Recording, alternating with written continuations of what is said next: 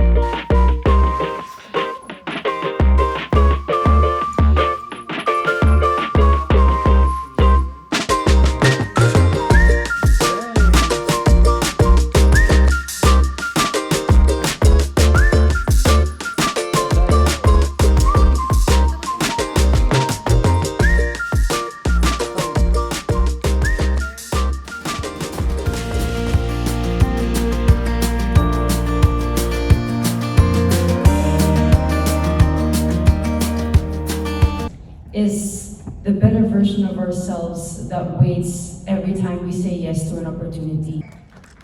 Let's call in Lara. I want my talk to be remembered as a tool that brings people from being a victim to being a victor and challenging specific worldly notions of what, who, and what. Yeah, for me, I just don't want to be remembered. But no, I just want people to focus on my message because I'm just the messenger. I want people to, AI is fun and it's making our lives a bit easier. But there's another side to it. So I want to open people's minds about it. And kung maalala nyo na ako yung nagbukas ng, di okay. Diba? Thank you. Thank you, Kuya Deb. Miss Nina. Once again, thank you for being with us this afternoon. Portion of the entrance so that our students can avail of this. So we're really excited, we're really pumped up, and we really thank TEDx.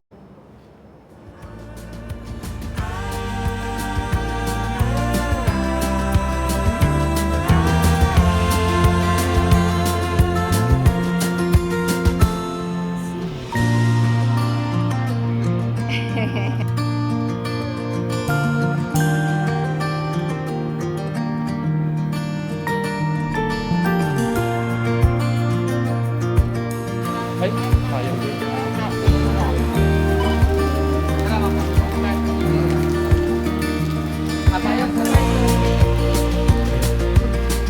Oh, ang hirap na kalangkan.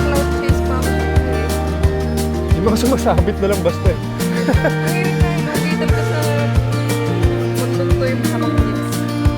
Yun nga yung sinasabi ng bulo.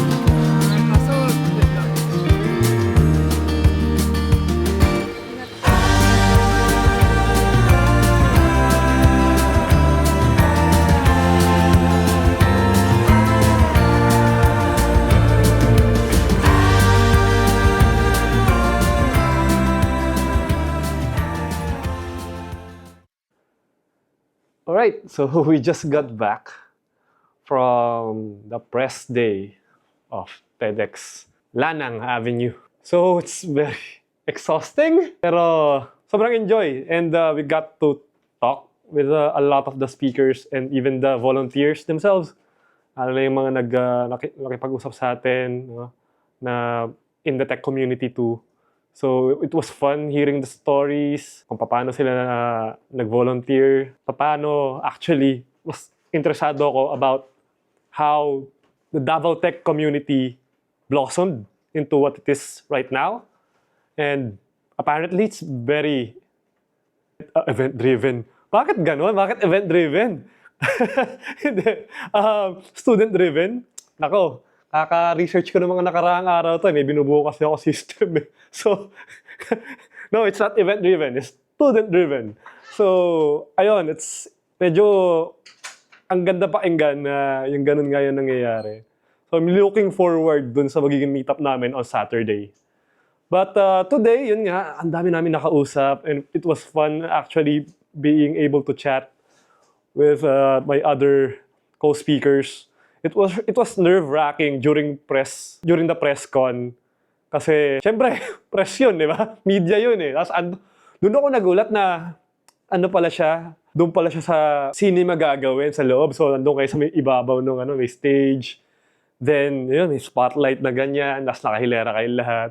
Medyo awkward nga kasi yung pagkakasetup ng table, di ba? May mga parang apat-apat per table, tapos di nakahilera silang ganyan. Ako, pinalipat ako doon sa gitna ng table. So, ako yung walang sa harapan. Kita yung buong katawan ko, sila.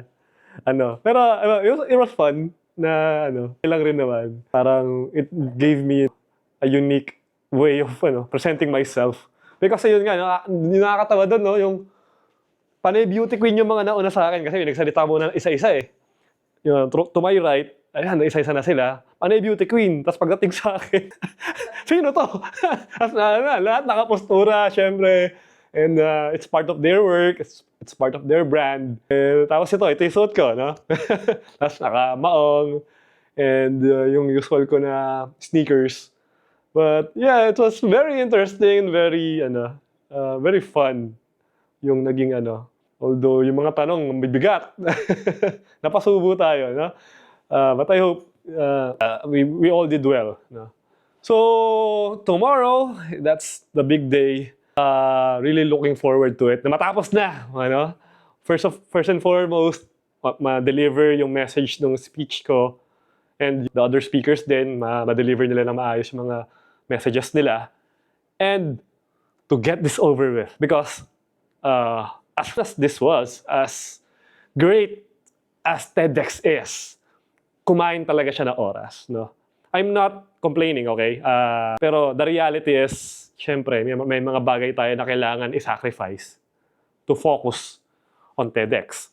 And to give you an idea, no, this is very different from the other talks that I've done na parang I just wing it. Usually, wala akong kahit anong script. Minsan, may slides ako to guide me. Pero most of it, parang just spontaneous. Pero to, dahil they have kailangan talagang to the dot ka na hindi pwedeng parang ganito na I'm trying to grasp for words. Hindi pwedeng ganon. Kailangan sobrang planchado ng speech mo. Kasi pagka na mental block ka or medyo naghahanap ka for words, medyo baka yung oras mo mauubos na. So you really have to plan this, to rehearse this extensively. So ganun yung ginawa namin. And yung speech ko, it went through a lot of revisions. Even during the script reading, nagbabago pa rin ako ng this doesn't sound good, baka pwede mas maganito. Parang baka pa pwedeng bawasan ko to, baka this is too much. And napakahirap pa naman dahil yung talk ko is kind of technical.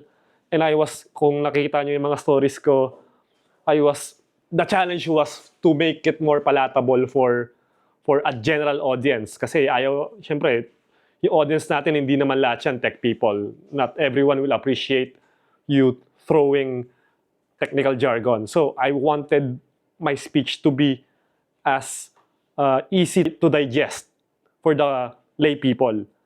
So it was a challenge, but it was a fun challenge na I took on. Sana tomorrow it would work out na ma-appreciate naman nila.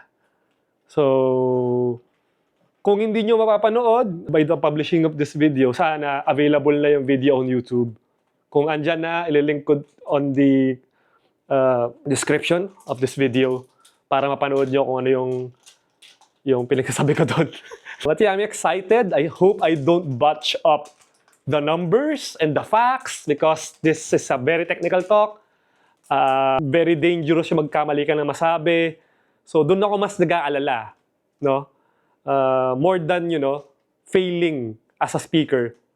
It's about keeping to the facts, no? To the research, to the science na dapat walang maling numbers. Walang maling mabanggit na mga tao. No? Walang maling mabanggit na mga research. So, sana magawa ko. Yun ang pinakamalaking fear ko na pwede mangyari bukas. Pero malalaman naman natin, no? Nakalink naman yung talk ko in this video. So, yun lang siguro. And thank you sa misis ko. Andiyan siya, nag-aayos ng gamit.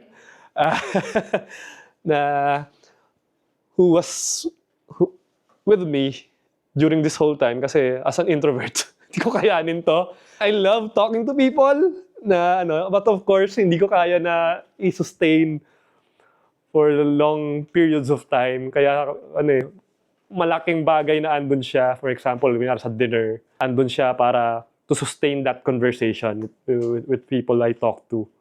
Kasi admittedly, during the dinner, medyo nanlalata na ako. Medyo rin kasi yung weather dito sa Davao parang naging malinsangan ng hapon. Then, bumagsak yung ulan. Then, antindi nung weather change. So, pagka ganun, susceptible ako sa sakit eh. So, nakakaramdam na ako kanina. Nag-take na rin ako ng Biogesic kami dalawa ni Mrs. Para as prevention lang. Para lang hindi tayo bukas para tayong si Michael Jordan, the flu game tayo, no? Ipapanalo natin to kahit nalalagnat. Ayaw naman natin na dumaan doon. Kakayanin pa rin natin pero ayaw naman natin dumating sa puntong ganon. But crossing my fingers. I was about to say wish me luck, but tapos naman na yung video na to, yung talk, pagka-publish ng video na to. So, what am I thinking? So, see you on tomorrow's video. Bye-bye! Agising lang. And it's, anong oras na ba? Mga around 8 o'clock. And di ako sanay gumigising ng ganito. But, adrenaline is pumping. And really excited for later. Medyo masakit lang yung katawan dahil sa pagod kahapon. Pero mukhang okay naman. Mukhang hindi naman lalagnatin. So, at least that's good. So, maghahanda na kami. Magka-practice kami siguro mga a few rounds. Then, we will head over to SMX here in Davao. So, see ya! June 12, 1898, we were supposed to cease being a colony of a foreign country, but instead, a new emerging empire replaced an old, crumbling one. June 12, 1898, we were supposed to cease being a colony of a foreign country, but instead, a new emerging power replaced an old, crumbling empire. July 4, 1946, the US finally recognized our independence. Did colonialism end that day? Maybe. But people like UP Professor Eduardo Tadeo argue that resources are being siphoned from walled cities like Intramuros in Manila. On our way to get my makeup done.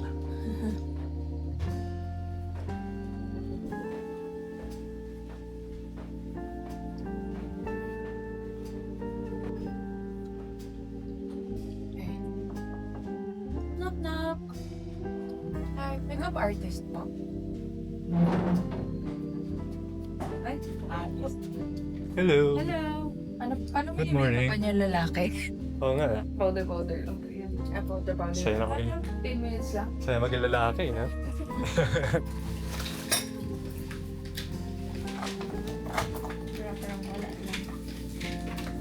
Are you ready for your talk? Good question. You will never be ready. Thank you for your question. Thank you for your question. Sana,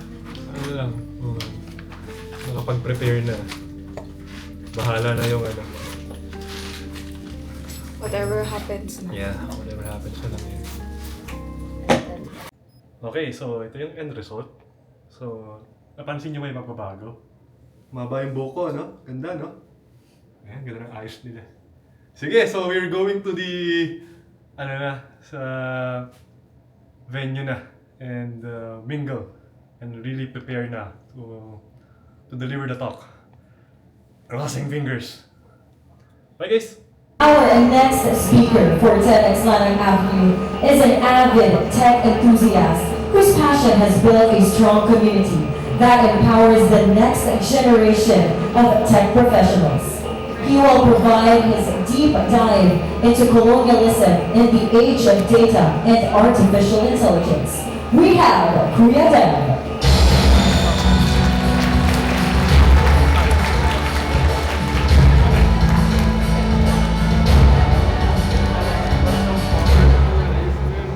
June 12, 1898, we were supposed to cease being a colony of a foreign country. But instead, a new power replaced an old. July 4, 1946, the US finally recognized our independence. Did colonialism end that day? Maybe. But people like UP Professor Eduardo Tadet argued, resources are being siphoned from provincial areas like Mindanao for the benefit of Metro Manila in what's called internal colonialism. As the New World Order evolved, so did colonialism. And it's still evolving with breakthroughs in web, mobile, IoT, and AI. A new form of colonialism emerged. In the book, The Costs of Connection, authors Ulysses Reyes and Nick Aldrich called this data colonialism. To understand this, we need to use the 4X colonial formula they introduced in their other book, Data Graph. These are explore, expand, exploit, exterminate. Historical colonialism explored new lands to grab, built and expanded colonies on these new conquered lands, exploited resources for the benefit of their empires, and exterminated through economic monopoly, oppression, and mass murder. Meanwhile, data colonialism explored virtual human lives to control, expanded by building data colonies around them, exploited by wide-scale data extraction, turning them into profits for big tech. First, AI and data initiatives. Fifth, let's make it a habit of scrutinizing big tech. Between Facebook obsessing over the metaverse and smart glasses, Microsoft's AI-powered search tool tracking all user data on Windows, even passwords, and Elon Musk's AI model training on public tweets. Do we really buy the narrative that these are all for our own good? Or are these new data colonies that they're trying to force us? That's it. I still have high hopes and responsible and sustainable AI. There's a lot of research going on using AI to detect cancer, prevent wildfire, battle deforestation, and save endangered species. There's a lot of good that AI can bring into this world. But generating creepy AI art is not it. Destroying the environment is not it. Further widening the global inequality and inequity is not it. Before I end, let me just say that no, this is not an AI generator. Thank you, TEDx, and It's a lifetime opportunity to ask questions to our roaster. Career shifter yourself, given the ongoing concerns about new technologies like AI, what strategies do you suggest to address and alleviate the fears of new technology? So, in short, how can we build more confidence and understanding in these emerging technologies? And no, this is not AI generated. Thank you for that question, and thank you for that. It's actually very hard. I will admit, especially during this economic climate, it's very hard to find opportunities, but they are out there. I know people who are actually getting opportunities. Marami ako narinig, nahirapan daw sila. Pero may iba nakakakuha pa rin. So they are out there. We just need to know where to find them. In my case, when I was starting out, they found me. So every time na nagkakaroon ako ng bagong opportunity, they always find me. It was never me trying to find them, although I did try. Mahirap kasi talaga pag ikaw yung naghahanap. So what I actually tell people is to learn in public. Broadcast that you're trying to learn, that you're trying to share. Kasi when people see that, baka someone in your network will have someone who knows someone who is finding a developer, for example. So, pwede ka ma-refer, di ba? You never know. So, a lot of shifters na I understand naman kung bakit nila ginagawa kasi baka mahuli sila ng mga boss nila. So, kung kaya niyong i-broadcast in any way, go ahead. No? Learn public, do it in Twitter. If you can record with YouTube, post it online that you're doing this. Even if you don't feel confident dun sa learnings mo, okay lang. No? So, yun lang muna. Thank you. Lana Avenue Stage, Kuya Dev.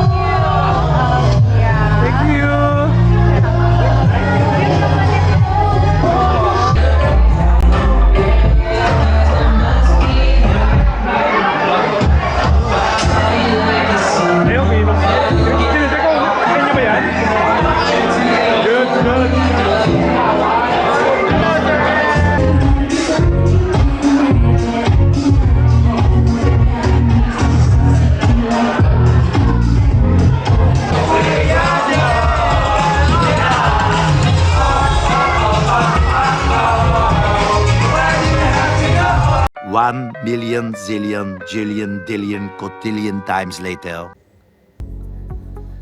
Hi guys! It's the morning after. Sakit na ulo namin pareho. Ha? Sino masakit ulo? Sila pala, sila.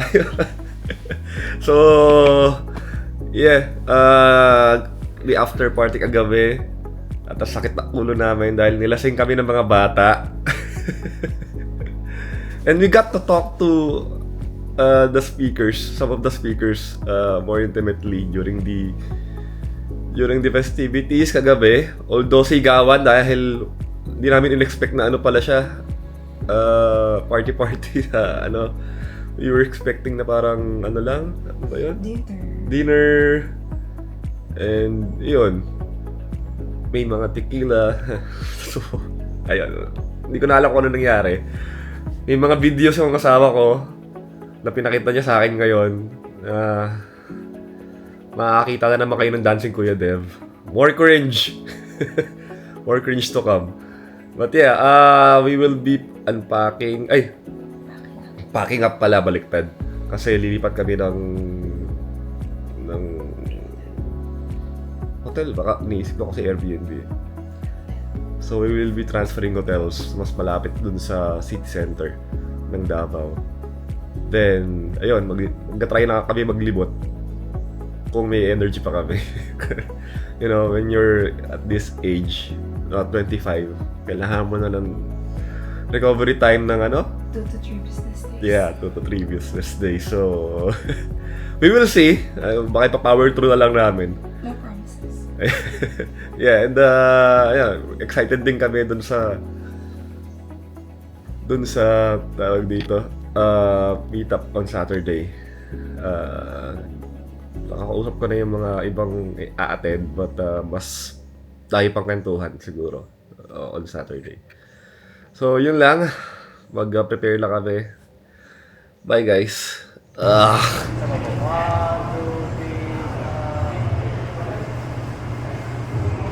Thank you.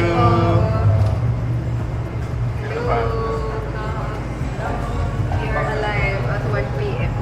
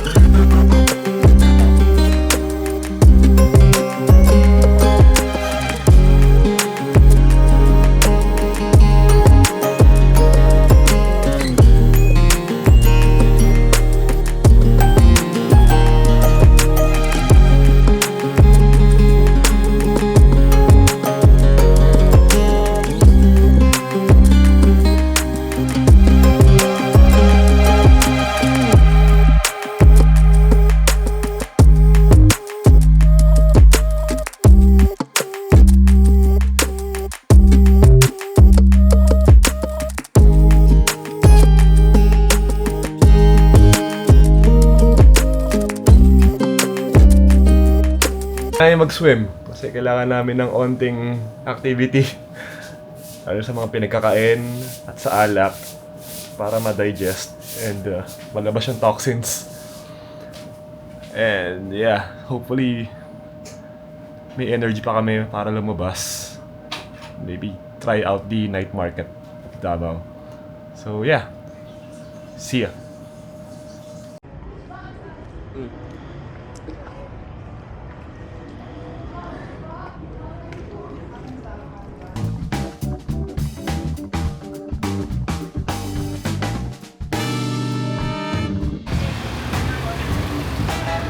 Una pa.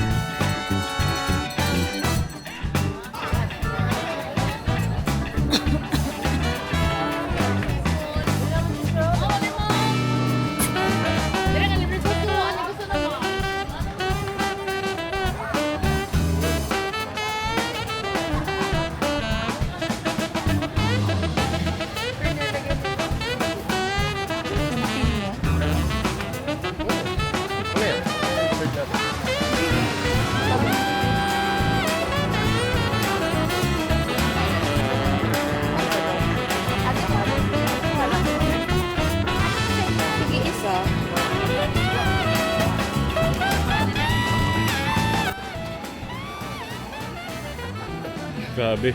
Buchi buffet. May matcha buchi pa eh, no? Yes! Charcoal. Ang cutie. Yes, ma'am. Pili lang. Ayun yung maliit. Meron ba yung mga ganito? Yung maliliit lang. Ito na yan. Very cute. Ito red. Or blue. Red, no? Oo, red. Mas maganda yung red. Magkano to, kuya? 180 po. May ano ka ba?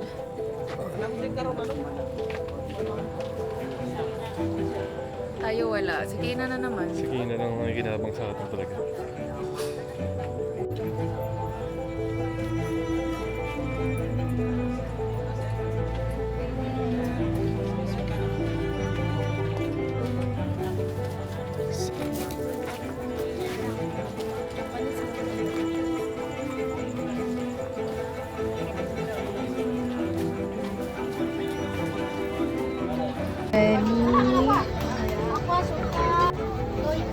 Ready.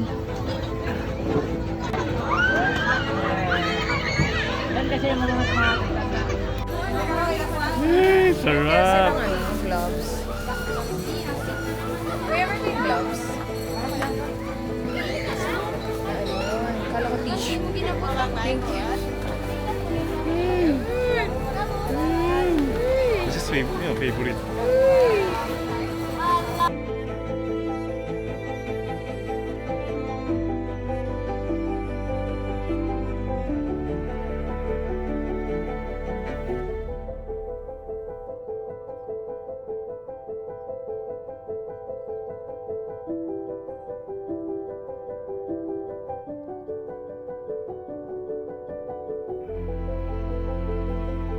Later. Kung meron lang kayo, no? Kung meron lang naman, fried onions. Spring onions. At ito na pare, ang ating pautang talong na meron ka.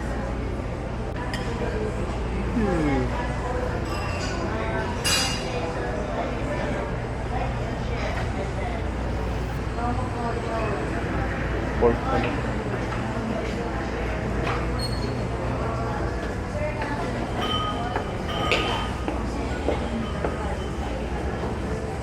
Ito, ensalada. No food vegetables.